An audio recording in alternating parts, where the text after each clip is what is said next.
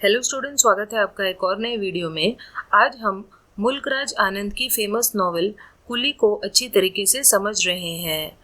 अगर आप मुल्कराज आनंद के नॉवेल अनटचेबल को समझना चाहते हैं तो उसका लिंक आपको इसी वीडियो के डिस्क्रिप्शन बॉक्स में मिल जाएगा। वहां जाकर आप उस लिंक को क्लिक करके अनटचेबल नॉवेल को भी अच्छी तरीके से समझ सकते हैं। तो चलिए अब हम लोग कुली के बारे में बात करते हैं। इस नॉवेल में ऑथर ने हमें गरीब लोगों के बारे में बताया है कि इंडिया में गरीब लोगों की कैसे दुर्दशा होती है और उन्हें बहुत ही ज़्यादा पीड़ा सहन करनी पड़ती है।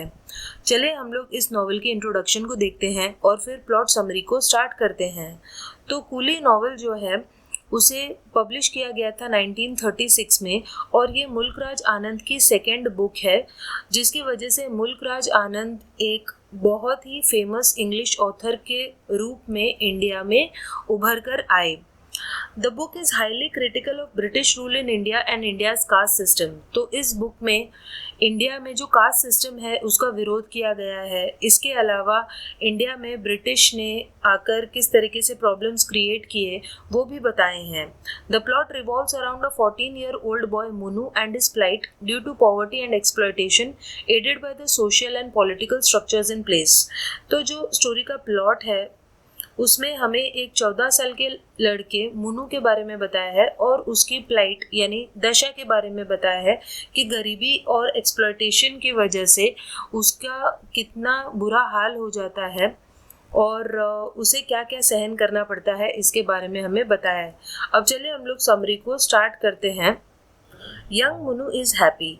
तो नॉवेल की शुरुआत होती है जहाँ पे मुनू को दिखाया गया है कि वो बहुत ही ज़्यादा खुश है। हालांकि वो एक ऑर्फन है, यानी वो एक अनाथ बच्चा है, उसके पेरेंट्स नहीं हैं, लेकिन फिर भी उसके अंकल और आंटी उसे बड़ा कर रहे होते हैं। उसे स्कूल जाने में बड़ा मज़ा आता था और कांगड़ा हिल्स के पास वो बिलासपुर गांव में रहा करता था। वहाँ पे वो काफ़ी खुश था, खेल कूद कर बड़ा हो रहा होता है। लेकिन जब मुन्नू 14 साल का हुआ तो उसके अंकल कहते हैं कि अब हम तुम्हारी और देखभाल नहीं कर पाएंगे, तो ये टाइम आ गया है कि तुम खुद की देखभाल करो और जाकर खुद पैसे कमाकर अपने आप को देखो। लेकिन वो जो लड़का था उसने बहुत ज़्यादा पढ़ाई लिखाई नहीं कर रखी थी और उसके पास ऐसी कोई ख़ास स्किल्स भी नहीं थी। तो उसके अंकल उसे एक पास ही के टाउन श्यामनगर ले जाते हैं, जहाँ पर मुन्नू को एक मिडिल क्लास फैमिली के यहाँ काम करने पे लगाया जाता है। तो वो वहाँ पर नौकर बन जाता है उस मिडिल क्लास बैंक क्लर्क की फैमिली के यहाँ। तो वो जो बैंकर है वो तो मुन्नू को थोड़ा काइंडनेस के साथ ट्रीट करता है, लेकिन जो उसकी वाइफ है वो मुन्नू के साथ बहुत ही बुरी तरीके से बर्ताव करती है। इनफैक्ट बहुत ज़्यादा उससे काम करती है और उसे ह्यूमिलिएट भी करती है, यानी उसे नीचा दिखाती है, उसकी इंसल्ट करती है।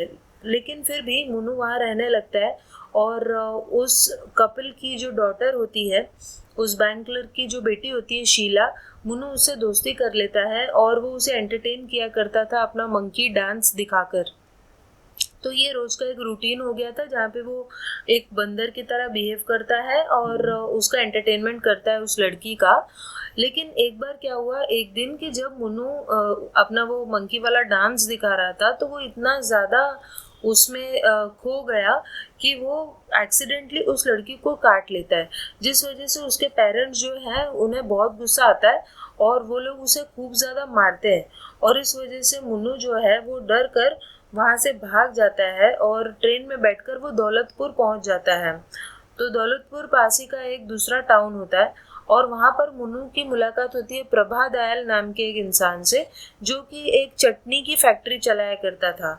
तो प्रभा और उसकी जो वाइफ है वो मुन्नू को रख लेते हैं और उसके बाद फिर प्रभा जो है मुन्नू को अपनी फैक्ट्री में काम भी दे देता है। लेकिन जो फैक्ट्री के कंडीशंस होते हैं वो बहुत ज़्यादा बुरे होते हैं। उसमें ऑर्गेनिक वेस्ट यानी चटनी बनाने के लिए जो भी सब्जी वगैरह यूज़ होती है उसकी स्मेल आती रहती है और बिल्कुल भी वेंटिलेशन यानी हवा वगैरह नहीं आती। तो काम भी हार्ड होता है और बहुत ही लंबे समय तक काम करना पड़ता है। लेकिन फिर भी मुन्नू वहाँ काम करता है, पैसे भी कुछ खास नहीं मिल रहे होते। लेकिन फिर क्या होता है कि प्रभा का जो बिजनेस पार्टनर होता है गणपत, वो उसे धोखा दे देता है, फ्रॉड करता है और इसी वजह से जो प्रभा की फैक्ट्री है वो बंद हो जाती है।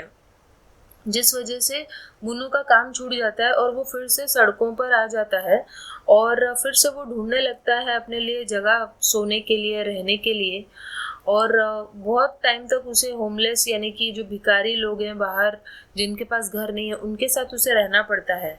उसके बाद फिर वो कुछ पोस्टर्स देखता है सर्कस के बारे में, और वो जो सर्कस था वो बॉम्बे जा रहा होता है।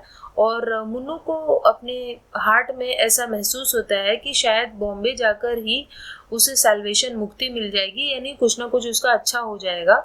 और इसीलिए वो उस ट्रैवलिंग सर्कस के साथ बॉम्बे चला जाता है और वो वहाँ पर एलिफेंट कीपर के साथ काम कर रहा होता है। जो एलिफेंट का कीपर होता है, एलिफेंट को रखने वाला, उसके साथ वो मिलकर कुछ काम करने लगता है।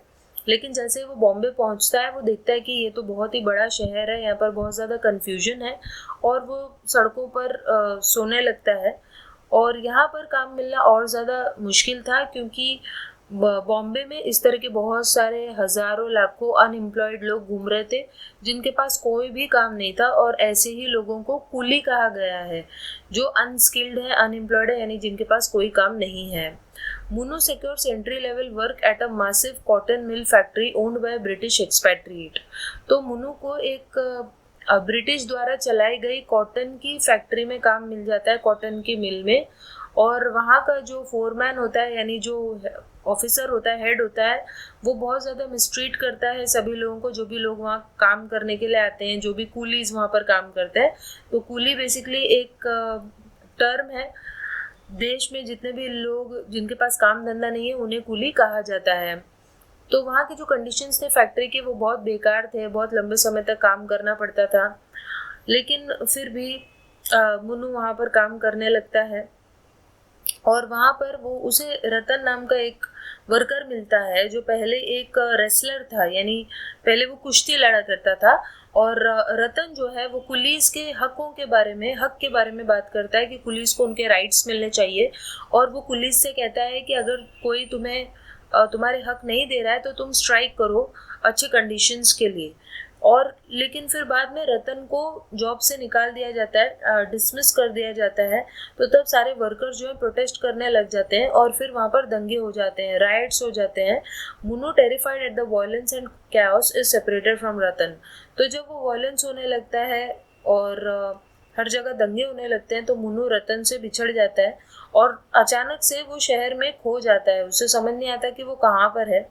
और उसी समय मुन्नू जब घूम रहा होता है शहर में सड़कों पर बिना घर के, तब उसे एक कार टक्कर मार देती है और उस कार में एक औरत होती है जिसका नाम होता है मे मेनवेरिंग। वो एक काफ़ी अमीर औरत होती है जो कि हाफ इंडियन थी, लेकिन फिर भी वो अपने आप को ब्रिटिश कहा करती थी कि मैं ब्रिटिश हूँ। और फिर मिसेस मेनवेरिंग जो कि काफ़ी डिस्टर्ब हो जाती है जब उसकी गाड़ी उससे टकराती है, वो मुन्नू को ले लेती है अपने साथ और फिर वो उसे शिमला ले जाती है। और शिमला वो लोग करीब 2 दिन के बाद पहुंचते हैं ड्राइव करने के बाद बॉम्बे से। और वहाँ पर मुन्नू को काम दे दिया जाता है कि वो उस लेडी का रिक्शा खींचेगा, और इस तरीके से वो उसका रिक्शा खींचने लगता है। काम काफ़ी ज़्यादा मुश्किल था, टैक्सिंग था, लेकिन फिर भी मुन्नू सोचता है कि कम से कम उसके पास काम तो है, और इसके अलावा वहाँ पे उसे अच्छा भी लग रहा था पहाड़ों को देखकर। लेकिन जब सब कुछ ठीक चल रहा होता है उसी समय उसमें ट्यूबरक्लोसिस के साइन दिखाई देने लगते हैं, यानी उसे टीबी होने लगती है, जिससे उसे बहुत थकान लगने लगती है, बुखार आने लगता है और खून आने लगता है उसकी खांसी में। और इसी तरीके से उसे बहुत ज़्यादा टीबी हो जाती है और मिसेस मेनवेरिंग उसकी केयर तो करती है, लेकिन फिर भी मुन्नू ख़त्म हो जाता है, वो मर जाता है, और तब वो सिर्फ 15 साल का होता है। तो इस तरीके से यहाँ पर नॉवेल ख़त्म हो जाती है और हमें इंडिया के कूलीज के बारे में, यानी जो अनएम्प्लॉयड लोग हैं उनकी कैसी दुर्दशा होती है, उन्हें क्या क्या फेस करना पड़ता है, इसके बारे में इस नॉवेल से पता चलता है। आई होप आपको ये समरी समझ में आई होगी, और फिर भी इससे रिलेटेड कोई डाउट्स हैं तो आप कमेंट करके पूछ सकते हैं।